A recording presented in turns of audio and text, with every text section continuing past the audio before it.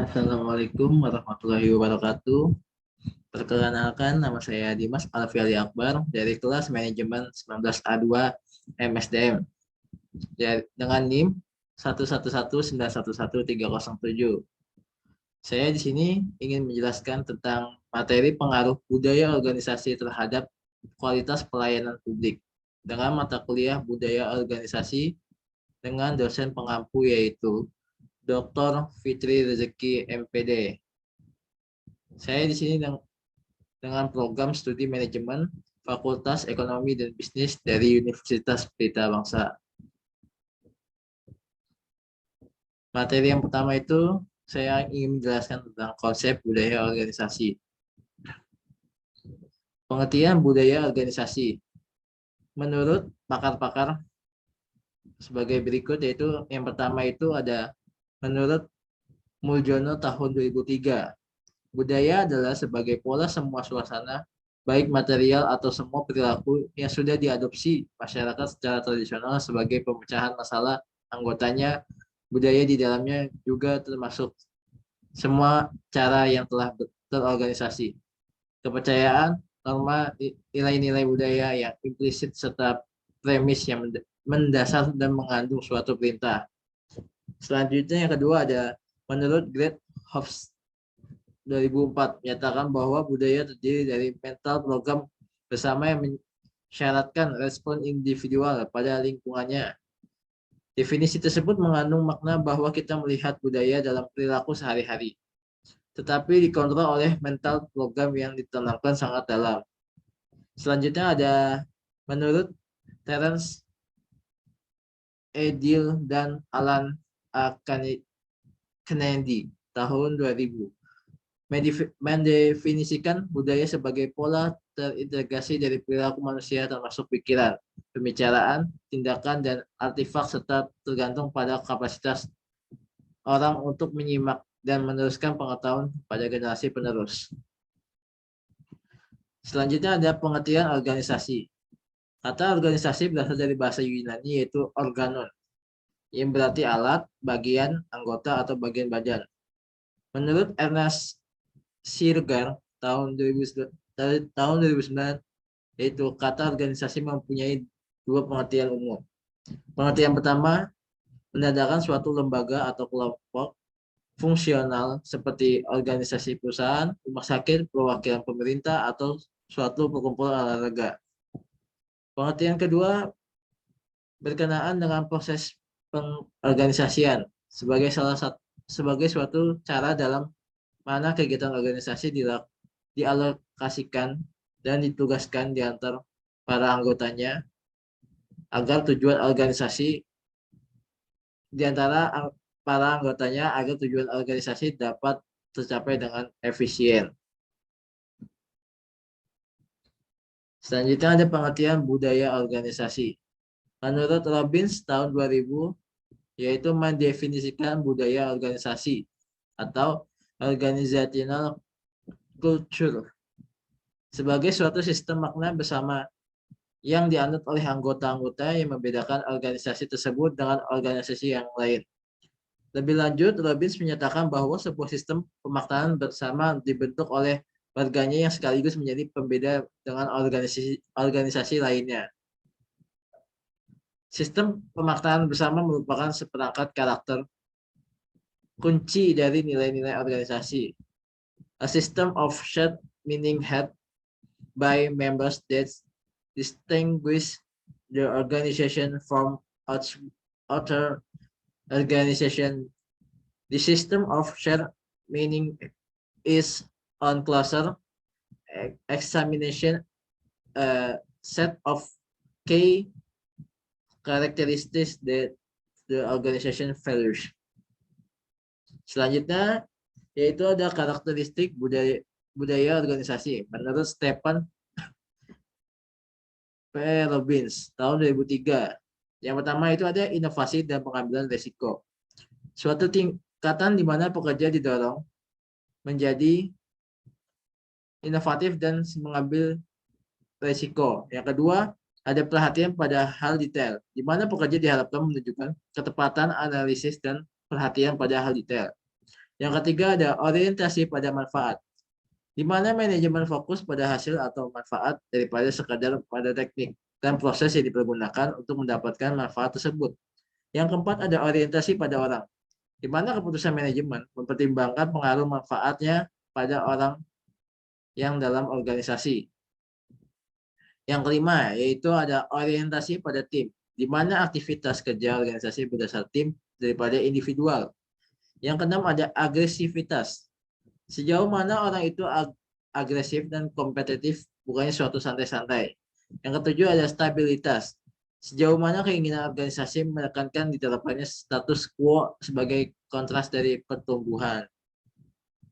Nah, di sini ada karakteristik yang perlu dinilai menurut Muklas tahun 2005. Yang pertama itu adalah kebersamaan.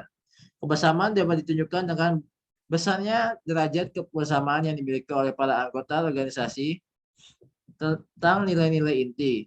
Derajat kebersamaan dipengaruhi oleh faktor orientasi dan penghargaan, supaya orang-orang tersebut mau berbagi nilai-nilai kultural yang sama. Mereka harus mengetahui apakah nilai-nilai ini. Banyak organisasi memulai proses ini dengan program orientasi. Yang kedua ada peran pemimpin. Pemimpin yang kuat adalah seseorang pemimpin yang dapat menetapkan arah organisasi yang dipimpinnya, artinya dapat melahirkan perubahan untuk mencapai tujuan organisasi, mengarahkan orang-orang untuk menciptakan kesatuan tindakan, dan juga dapat memotivasi dan memberikan inspirasi kepada bawahannya sehingga tercipta budaya yang terbuka dalam organisasi. Yang ketiga ada intensitas. Intensitas itu di sini adalah hasil dari struktur penghargaan ketika para karyawan menyadari bahwa mereka akan diberi penghargaan untuk melakukan sesuatu dengan cara yang diterapkan organisasi. Keinginan mereka untuk melakukannya dengan cara tersebut akan meningkat. Sebaliknya, ketika mereka tidak diberi penghargaan atau merasa lebih menguntungkan kalau tidak mengerjakan sesuatu dengan cara ditetapkan organisasi, komitmen mereka terhadap nilai-nilai inti akan menghilang. Meskipun pengakuan dan penghargaan finansial lainnya juga termasuk penting, uang ternyata masih memegang peranan penting.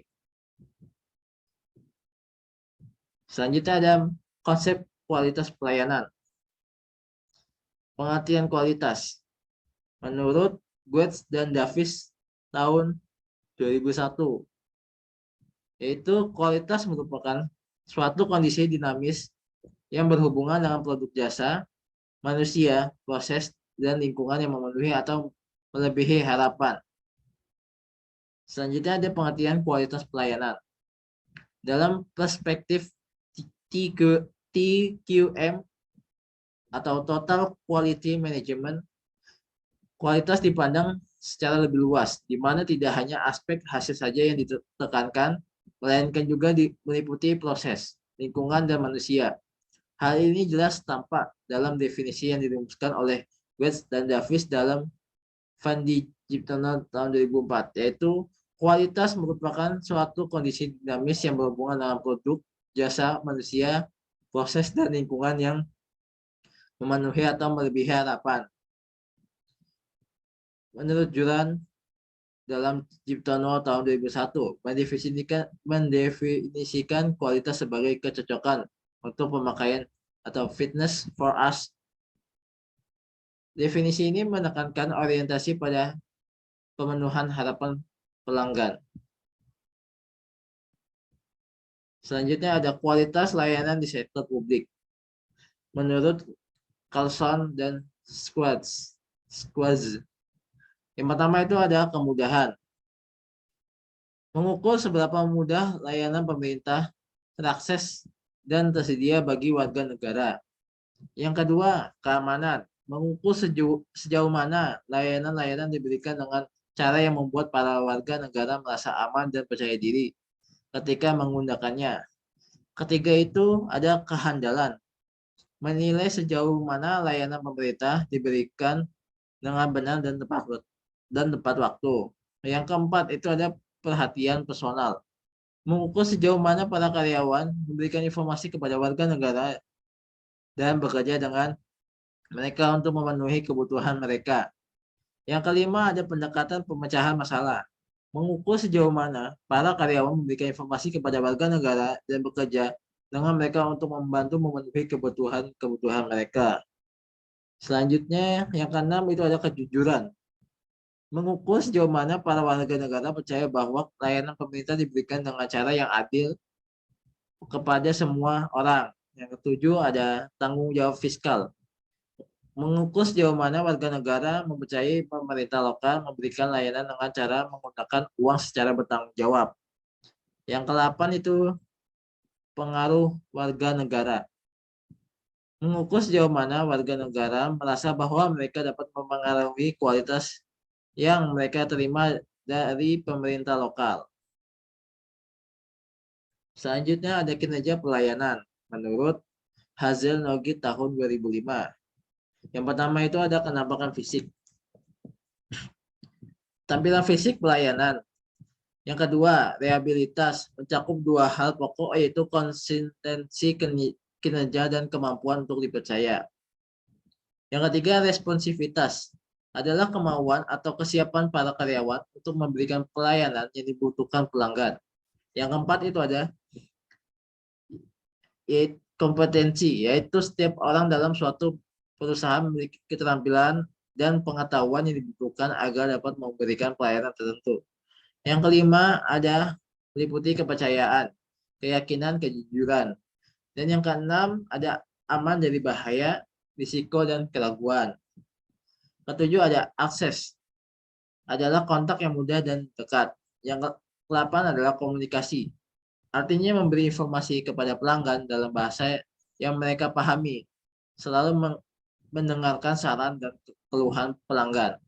Yang ke-9 ada pengertian, yakni melakukan usaha untuk memahami kebutuhan pelanggan. Dan terakhir itu akuntabilitas, yaitu kejelasan wewenang dan tanggung jawab petugas dalam penyelenggaraan dan penyelesaian pelayanan.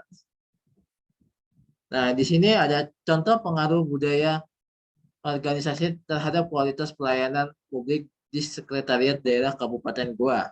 Berdasarkan kesimpulannya, pengaruh budaya organisasi terhadap kualitas pelayanan publik di Sekretariat Daerah Kabupaten Goa dapat dikatakan bahwa melaksanakan tugas yang dioptimalkan oleh pimpinan, akan tetapi masih ada yang cukup mampu dan perlu ditingkatkan lagi. Yang pertama itu budaya organisasi di Sekretariat Daerah Kabupaten Goa berada pada kategori baik 76,19%. Hal ini dapat ditinjau dari indikator yang digunakan inisiatif individual berasal pada tingkat presentasi sebesar 80,494%. Pengarahan 81,852%, integrasi 67,16%, dukungan dari manajemen 77,284%, pola-pola komunikasi 78,827%, toleransi terhadap konflik 64,651%, kontrol 78,21%, dan sistem imbalan 79,63%. Memperlihatkan dukungan terhadap variabel budaya organisasi. Yang terakhir itu ada tingkat kualitas pelayanan terhadap budaya organisasi di Sekretariat Daerah Kabupaten Goa. Dilihat dari hasil pengukuran presentasi, indikator bukti langsung berada pada tingkat presentasi sebesar 78,333%. Kehandalannya 81,79% dan daya tangkap 77,93%. Jaminan 83,272% dan empati 66,975%. Dapat diketahui berada pada kategori cukup baik dengan presentasi sebesar 72,71%.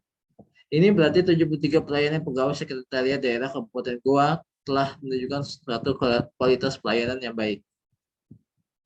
Ya, terima kasih atas penjelasan materi dari saya. Kurang lebihnya mohon maaf apabila ada kata-kata yang salah atau tidak tepat, mohon dimaafkan.